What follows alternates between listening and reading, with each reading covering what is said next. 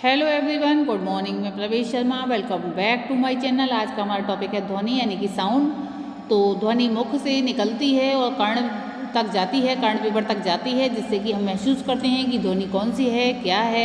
तो आइए इसी विषय में हम आगे देखते हैं। सबसे पहले इंट्रोडक्शन। भाषा का प्रारंभ ध्वनि से ही होता है। ध्वनि के अभाव में भाषा की कल्पना भी नहीं की जा सकती है, क्योंकि ध्वनि चिन्हों की समष्टि को ही भाषा कहा कहते हैं। ये ध्वनि वाक इंद्रिय से उत्पन्न होती है, वाक इंद्रिय यानी कि मुख से उत्पन्न होती है, तथा मुख विवर से होती हुई वायु तरंगों के द्वारा श्रोता के कर्ण विवर तक पहुंचती है। उत्पादन, संवहन तथा कर्ण विभेद से ध्वनि के तीन पक्ष। इनमें से उत्पादन और ग्रहण का संबंध शरीर से है तथा संवहन का संबंध वायु तरंगों से होता है। इन तरंगों की उत्पत्ति कैसे होती है या इनका कैसा स्वरूप होता है, ये जानने के लिए आवश्यक है कि हम मानव शरीरस्थ वाग्यंत्र यानी कि वोकल एपर्योड्स के स्वरूप को अच्छी तरह से समझ लें, जो इस प्रकार से है।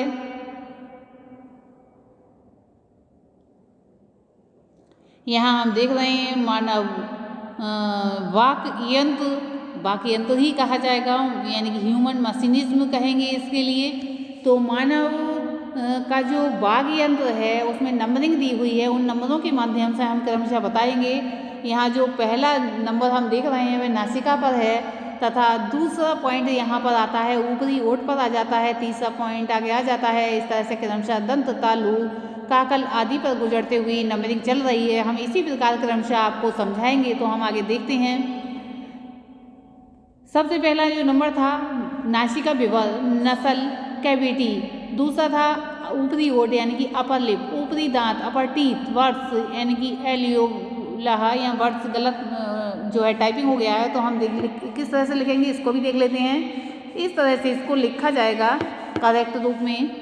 कठोर तालु यानी कि हार्ड प्लेट, कोमल तालु सॉफ्ट प्लेट, अलिजिब्या या सुंडिका घंटी हम देखते हैं मुख के अंदर एक कुछ घंटी टाइप की यानी कि लटकी रहती है, उसको कहते हैं जो है अलिजिब्या कहा जाता है, यानी कि जिब्या का छोटा रूप एक तरह से मान लिया जाता है, इस तरह से कहा जाता है।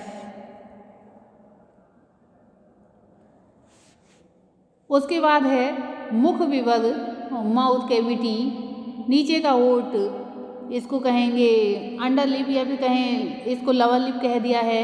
जिब्या नोक, लिप ऑफ द टंग, जिब्या फलक, ब्लेड ऑफ टंग, जिब्याग, फ्रंट ऑफ द टंग, जिब्या पाश या कहें जिब पश, बैक ऑफ द टंग, जिब्या मूल, रूट ऑफ द टंग, ग्रसनिका की पिछली दीवार, ग्रसनिका या गलबिल इसको कहते हैं। और अभिकाकल या कंठ छद या फिर स्वर यंत्र मुख आवरण, स्वर तंत्रियाँ, काकल या स्वर यंत्र मुख, स्वर यंत्र, श्वास नालिका, भोजन नालिका। यहाँ पर ये जो है समाप्त हो जाता है। बाकी यंत्र यहाँ से ही ध्वनि उच्चारित होनी शुरू करती है। वैसे तो हृदय से ही एकदम शुरू होती हैं, लेकिन वैसे यहाँ तक ही है, भोजन नलिका से और प्रोसेस शरीर का शुरू हो जाता है। उपयुक्त अवयवों के समूह को ही वागिंद्रिय या वाक यंत्र की संज्ञा दी गई है। इन्हीं के समन्वित सहयोग विभिन्न भाषिक ध्वनियाँ उच्चारित होती हैं। इन ध्वनियों के वर्गीकरण के तीन प्रमुख आधार माने गए हैं, जिसमें पहला स्थान है, दूसरा प्रयत्न है और तीसरा कर्ण इंद्रिय है। तो सबसे पहले हम स्थान के बारे में देख लेते हैं। श्वास वायु को जहाँ अवरुद्ध या बाधित करते हैं वहाँ स्थान है। यानी कि जैसे मान लीजिए कुछ हम बजा रहे हैं, हम मान लीजिए टेबल पर हमने जैसे हाथ से कुछ कहीं दबाव डाला तो एक आवाज़ सी हुई। इसी तरह से जो हमारे जिस अंग से वायु तरंग टकराती है उसे जो है स्थान कहा जाता है। ओष्ठ से लेकर कंठ छद पर्यंत अनेक स्थान हैं। यानी कि जो कंठ है उसका जो आंतरिक भाग हैं, वो होठ से लेकर कंठ छद पर्यंत अनेक स्थान हैं, जिनमें से कुछ मुख्य है, यानी कि जो गले से कहें, गले का जो होल कहा जाता है, जिसमें हम खाना खाते हैं, पानी पीते हैं, तो एक तरह से होल है। तो वहाँ तक कुछ स्थान है, जिनमें से कुछ मुख्य स्थान इस प्रकार से हैं। काकल, कंठ, तालु, मूर्धया, वत्स, दंत, ओष्ठ तथा जिह्वा मूलीय। तो यहाँ पर हमने अभी बताया था आपके लिए कि हमारे जो होठ हैं वहाँ से लेकर गले तक कुछ ना कुछ ऐसे स्थान हैं जिसमें कि काकल आता है, कंठ, तालु, मूर्धा, वत्स, दंत, ओष्ठ, जिह्वा, मूली आदि आते हैं। तो लघु सिद्धांत कौमुदी के अनुसार विभिन्न वर्णों या स्वरों के उच्चारण स्थान इस प्रकार से हैं। सबसे पहला आता है अपूर्व विसर्जन या कंठा। इसके अंतर्गत आते हैं आ यानी कि जो छोटा आ है, ह्रस्व आ है, और का वर्ग का पूरा आ जाता है, का, खा, गा, घा, णा। यहाँ पर हम लगातार देख रहे हैं, ये स्पष्ट क्लियर कर दिया गया है इस वाक्य में। कंठ है आ, का, खा, गा, णा और हा, ये कंठ से उच्चारित होते हैं। नेक्स्ट हम देख रहे हैं इचु यशाणाम तालु। ई चा वर्ग के पांचों वर्ण और या और शा ये तालु से तालव्य कहे जाते हैं। ऋतुषाणाम मूर्धा अर्थात टा वर्ग में आते हैं 5 वर्ण, टाठा, डाणा और शा ये मूर्धा से उच्चारित होते हैं। उसके बाद हम देखेंगे लिर्तुल शानाम दंतः। दंत वर्ण कौन से हैं, इस तरह से प्रश्न बनता है। लिर, ता, था, दाधा, ना, लासा ये दंत कहे जाते हैं। दंत से जब तक जीभ स्पर्श नहीं करेगी तब तक ये उच्चारित नहीं होंगे। उपमान्य ओष्ठा यानी कि ओष्ठ कौन से हैं, इनको देख लेते हैं। उप फा पा वर्ग के मतलब पापा बाबा माँ उपध्मानीय कहे जाते हैं।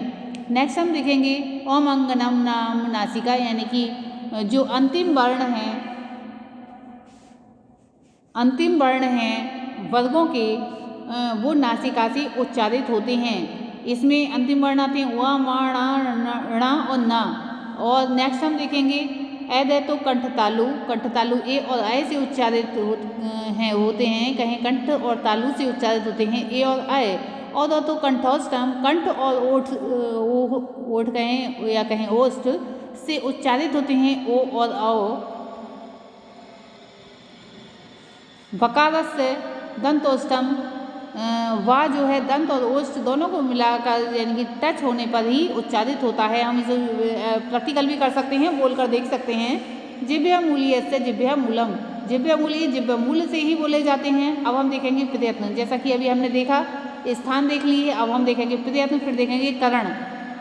तो यहाँ पर प्रयत्न है किसी भी ध्वनि के उच्चारण में मुख विवर से लेकर कंठ पर्यंत तक जो प्रयास करना पड़ता है उसे प्रयत्न के नाम से जाना जाता है।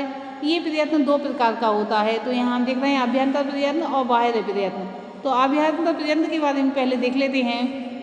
अभ्यंतर प्रयत्न स्पष्ट, ईसत, स्पष्ट, ईसद, विव्रत तथा समृद्ध वेद से 5 प्रकार का होता है। देखिए आज की इस वीडियो में हमें लगातार बहुत सारा बताना है, इसलिए एक एक शब्द का बहुत ज़्यादा विस्तार नहीं कर सकते, तो इसलिए संक्षेप में ही बता रहे हैं यहाँ पर। अब इसका जो अभी बताया कि अभ्यंतर प्रयत्न का सबसे पहले स्पष्ट है, तो स्पष्ट प्रयत्न देख लेते हैं। स्पष्ट प्रयत्न स्पर्शानाम स्पष्ट का से माँ पर्यंत और ईसत स्पष्टमंत स्थानाम यानी कि रा ला वा होते हैं।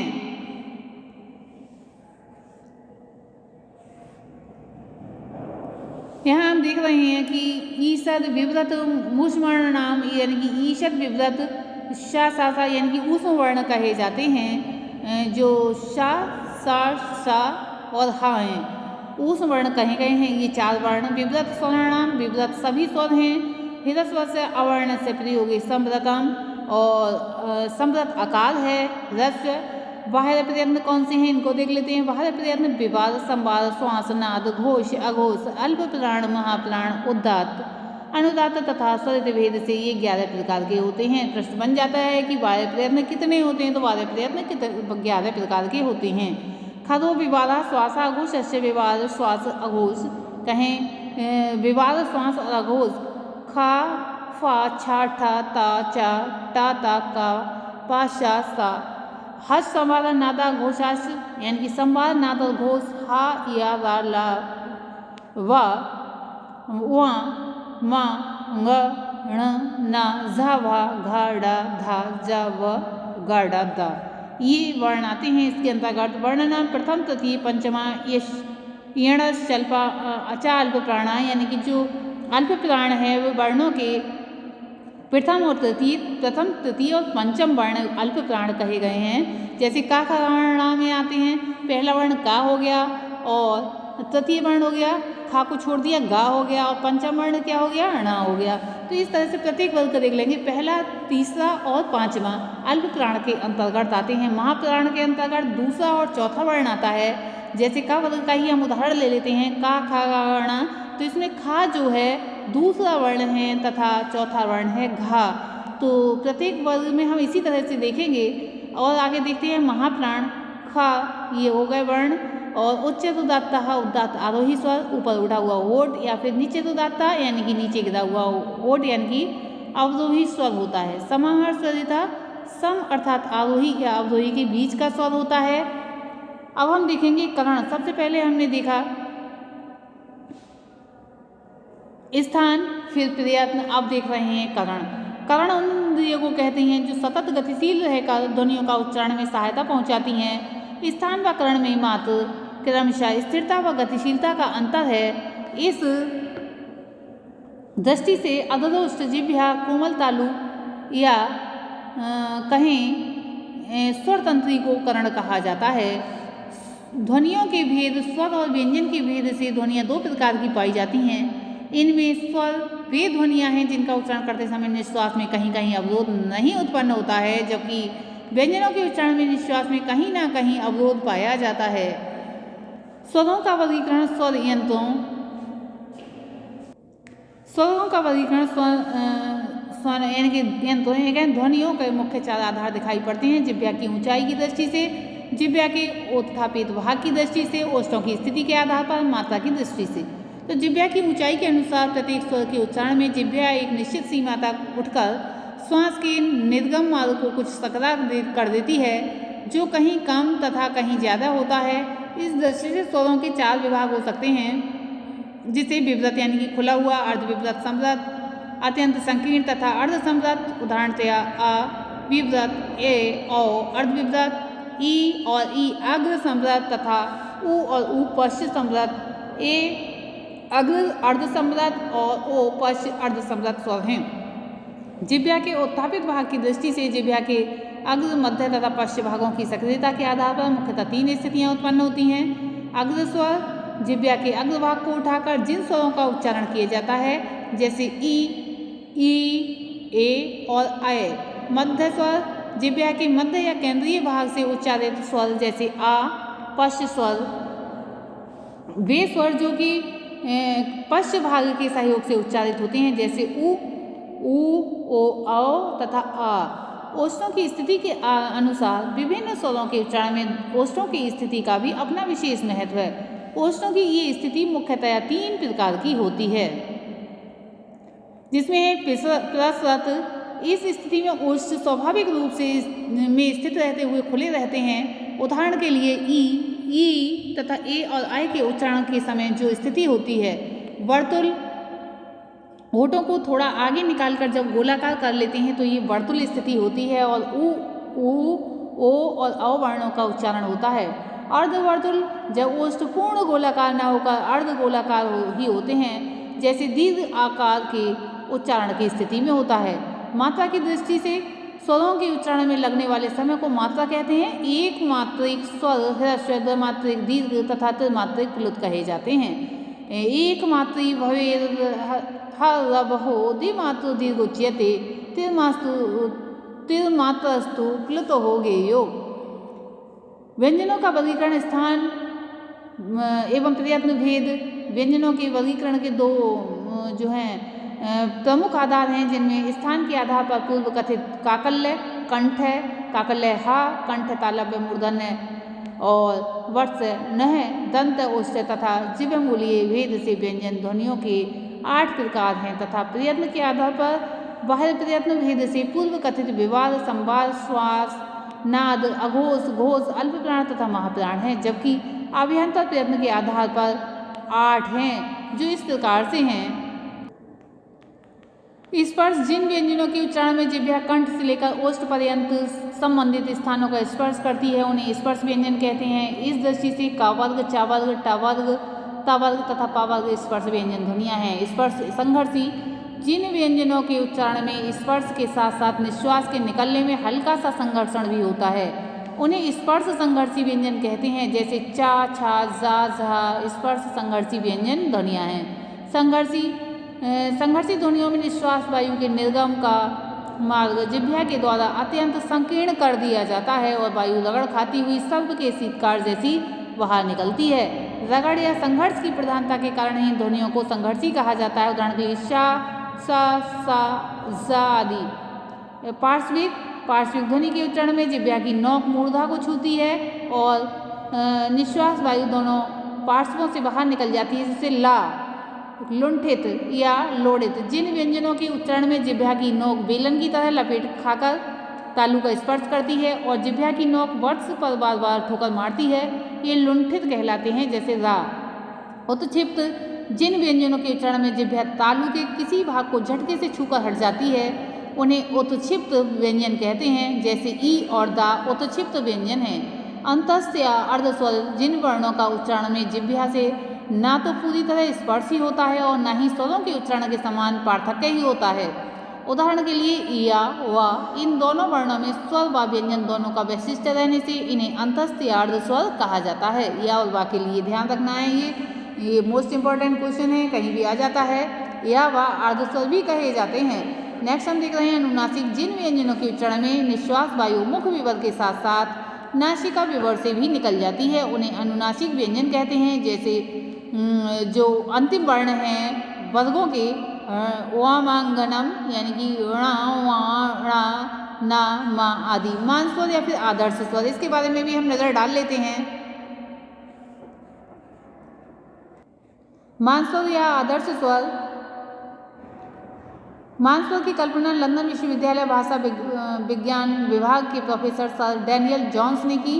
ये मान स्वर किसी भाषा विशेष से संबंध नहीं है, अपितु काल्पनिक हैं, जिन्हें में स्वर आदर्श स्वर या फिर मानक स्वर भी कहा जाता है। इनकी व्यवहारिक उपयोगिता ये है कि इनकी सहायता से किसी भाषा की स्वर ध्वनियों की उच्चारण प्रक्रिया का सम्यक और समुचित निर्धारण किया जा सकता है। ये स्वर संसार की सभी भाषाओं में पाए जाते हैं, किंतु किसी एक भाषा विशेष में नहीं मिलते। इनका निर्धारण मुख की समृद्धि तथा विवृति और जिह्वा के अग्र, मध्य तथा पश्च भाग के उठने के आधार पर किया जाता है।